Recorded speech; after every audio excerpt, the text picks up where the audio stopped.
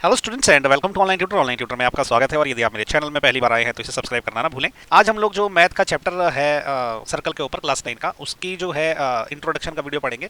तो इंट्रोडक्शन में बेसिकली ये टोटल जो उसमें 11 थ्योरम्स है। ओके, तो इनका प्रूफ तो मैंने एक अलग वीडियो में बना के रखा हुआ है, लेकिन हम इस पर्टिकुलर चैप्टर में इन थ्योरम्स का मतलब क्या होता है वो एक एक करके समझेंगे। ओके, आपने जो है क्या करना है, इसका स्क्रीनशॉट लेके रख लीजिए आप इस पहले पेज का, ताकि आप यहाँ से देख के जो है इनका सबका मतलब समझ के रखिए। आपको थ्योरम्स याद नहीं रहे तो भी कोई दिक्कत नहीं, लेकिन इसका अगर मतलब पता रहेगा तो आपको इस पर्टिकुलर चैप्टर में क्वेश्चन सॉल्व करने के लिए ज़्यादा दिक्कत नहीं आएगी। ओके, तो चलिए अभी एक एक करके इन थ्योरम्स के बारे में समझते हैं और कुछ बेसिक डेफिनेशंस के बारे में भी पता कर लेते हैं।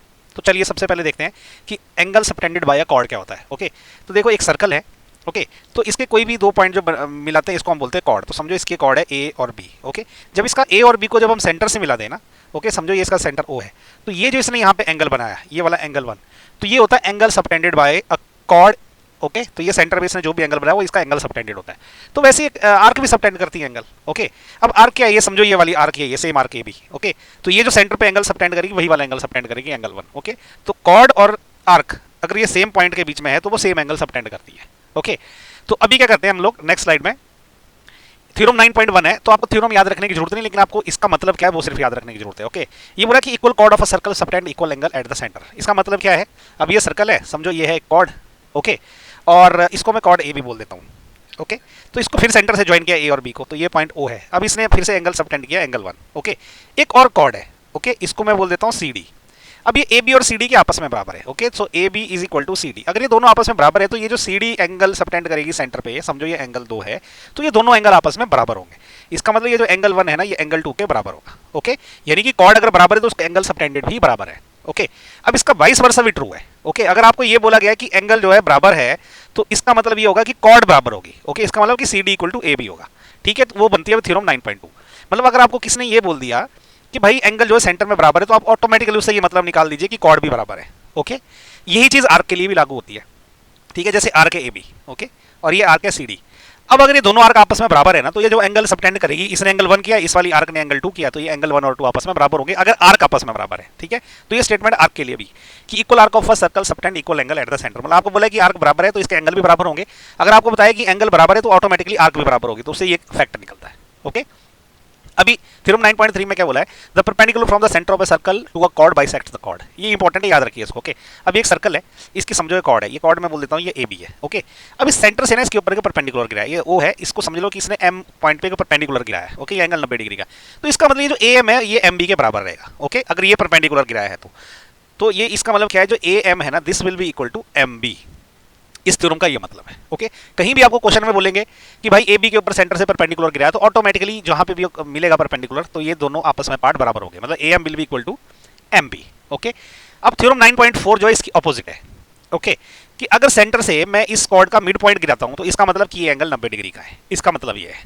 ओके, तो ये फैक्ट्स आपने याद रखने हैं। ओके, इनके प्रूफ अगर आपने देखने हैं ना, तो मैंने इसका क्वेश्चन अलग से बना रखा हुआ है, वीडियो इसका इसी प्लेलिस्ट के लास्ट में मिलेगा आपको। ओके, आप नीचे जाके देखिए, चैप्टर 9 की प्लेलिस्ट रहेगी, उस प्लेलिस्ट के लास्ट में जो है थ्योरम्स की एक एक करके प्रूफ दिया हुआ है। ओके, तो अभी थ्योरम 9.5 देखते हैं क्या है। 9.5 में वो है कि equal chord of a circle और congruent circle are equal distance from the centre. ये ऐसा बोलना चाह रहा है कि सर्कल में समझो एक कॉर्ड है, ये ए बी है। ओके, फिर से एक दूसरी कॉर्ड है, ये सी डी है। अगेन ये दोनों आपस में बराबर है, मतलब A B is equal to C D. तो इसका मतलब ये हुआ कि जब सेंटर से इसको मिलाएंगे हम लोग, डिस्टेंस ये है ओ सेंटर। ओके, ये दोनों को हमने मिलाया, मतलब परपेंडिकुलर गिराया। ओके, क्योंकि डिस्टेंस जो है किसी भी पॉइंट का अलाइन से क्या होता है, उसका परपेंडिकुलर होता है, ये भी परपेंडिकुलर है, तो ये इक्वी डिस्टेंस होती है। तो ये बोलना चाह रहा है कि अगर ये पॉइंट एम है और अगर ये पॉइंट एन है, तो ये बोलना चाह रहा है कि ओ एम जो है this will be equal to O N. Okay, ये ना बार बार जब आप क्वेश्चन सॉल्व करेंगे ये बार बार यूज होगा। ओके, तो याद रखिए आपका कि O N equal to O M होगा। इसका उल्टा भी सेम, जो अब इसका उल्टा सेम है, देखो ये देखो क्या है, chords equal distance from the centre of a circle are equal in length. अगर आपको ये बोल देंगे कि यार दो कॉर्ड है वो सेंटर से सेम डिस्टेंस पे है, मतलब ये ऑलरेडी आपको बोल रहा है कि O M equal to O N दे रखा है, तो आप कंक्लूड कर सकते हो उसके से कि A B equal to C D है। ओके, तो ये भी आपने याद रखना है। अभी थ्योरम 9.7 देखते हैं क्या है। ये क्या बोल रहा है, the angle subtended bye an arc at the centre is double the angle subtended bye it at any point of the remaining part of the circle. इसका मीनिंग क्या है, देखिए सर्कल है। ओके, और समझो ये एक आर्क है, इसको मैं आर्क ए बी बोल देता हूँ। ओके, अब इसने ना सेंटर पे कोई एंगल सबटेंड किया है। ठीक है, इस सेंटर को मैं इसको ओ बोल देता हूँ, तो इसने क्या इसमें मान लो कि एंगल 1 सबटेंड किया है ना। अब ये जो बचा हुआ पार्ट है ना सर्कल का रिमेनिंग एरिया, अब समझ लो इसी आर्क ए बी ने कोई एंगल सबटेंड किया, समझ लो यहाँ पे किया कोई एंगल सबटेंड। ओके, इसको मैं कुछ भी और भी पॉइंट बोल सकता हूँ, पॉइंट बोलने की जरूरत नहीं, समझ लो कि यहाँ पे इसने एंगल 2 सबटेंड किया है। तो इस स्टेटमेंट का मतलब ये है कि ये जो एंगल 1 है ना, ये ट्वाइस ऑफ एंगल 2 हो जाएगा, मतलब एंगल 2 का डबल है ये। ये वाला एंगल 1, इसका ये स्टेटमेंट का ये मतलब देखो, the angle subtended bye an arc at the centre is double the angle subtended bye it at any point of the remaining part of the circle. तो यहाँ कहीं, इसके अलावा कहीं और समझो यहाँ कहीं एंगल सबटेंड किया सेम आर्क ने, ओके समझ लो इसने यहाँ पे एक एंगल 3 सबटेंड किया है, तो इसका मतलब कि ये जो एंगल 1 है ना, ये ट्वाइस ऑफ एंगल 3 हो जाएगा, ठीक है, मतलब ये एंगल हमेशा इस एंगल का आधा रहेगा, या ये बोलेंगे कि ये एंगल हमेशा इस एंगल का डबल रहेगा। इससे देखो एक और थ्योरम 9.8 भी बन जाती है, ये बोला कि the angle in the same segment of a circle are equal. Same segment क्या होता है, देखो ये एक आर्क है, आर्क या कॉर्ड कुछ भी हो सकती है, आर्क भी हो सकती है, कॉर्ड भी हो सकती है। इसने क्या किया है, ये वाला जो एरिया बच गया ना, ये सेम सेगमेंट है, ये वाला, ये जो व्हाइट कलर का है, देखो इसने एक एंगल यहाँ डाला, एक एंगल यहाँ डाल रहा है, तो ये बोल रहा है कि भाई जब भी कोई एंगल सेम सेगमेंट में डाले जाते हैं सर्कल के तो वो बराबर होते हैं, तो एंगल 3 और एंगल 2 आपस में बराबर रहेंगे, यहाँ से भी प्रूव हुआ है, क्योंकि ये दोनों जो है ना एंगल 1 का हाफ है। नेक्स्ट उस पर चलते हैं, थ्योरम 9.9, ये क्या बोल रहा है कि if a line segment joining the 2 points subtend equal angle at 2 other points lying on the same side of the line, okay containing the line segment the 4 points lie on the circle.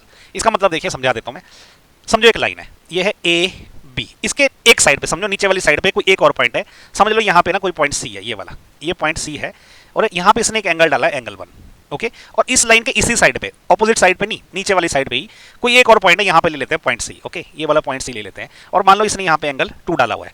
अब अगर angle 1 is equal to angle 2 है, तो इसका मतलब ये जो A B C D है ना, ये सारे के सारे पॉइंट, ये डी पॉइंट है, इसको मैं डी बोल देता हूँ, ओके ये सी है, ये डी है, तो ये ए बी सी डी जो है ना एक सर्कल पे होंगे, ओके ये देखो ये सारे के सारे पॉइंट एक सर्कल पे होंगे, इसका मतलब ये है, ओके। अब थ्योरम 9.10 पे चलते हैं, इसमें साइक्लिक क्वाड्रिलेटरल का कॉन्सेप्ट आ गया। तो साइक्लिक क्वाड्रिलेटरल क्या होता है कि समझो एक सर्कल है, ओके और इसके बीच में क्वाड्रिलेटरल है, ठीक है, समझ लो ये है ए बी सी डी, जिस क्वाड्रिलेटरल के चारों पॉइंट एक सर्कल की सर्कमफ्रेंस में रहते हैं उसको हम बोलते हैं साइक्लिक क्वाड्रिलेटरल। तो ये थ्योरम 9.10 के बोल रही है कि इसके जो ऑपोजिट एंगल्स होते हैं ना उनका जोड़ 180 डिग्री होता है। तो जैसे समझ लो कि ये एंगल 1 है और ये वाला एंगल 2 है, ओके तो इसका मतलब ये बोलना चाह रहा है कि भैया जो एंगल 1 है दिस प्लस एंगल 2 जो है ये 180 डिग्री के बराबर होगा, ओके ऑपोजिट पेयर का जो एडिशन जो है वो 180 डिग्री होता है। वैसे ही ये वाला जो एंगल है इसको मैं एंगल 3 बोल देता हूँ और इसको मैं एंगल 4 बोल देता हूँ, ठीक है, तो ये क्या होगा एंगल 3 प्लस एंगल 4 जो है ये भी 180 डिग्री होगा, ओके ये काम आएगा क्वेश्चन को सॉल्व करने में।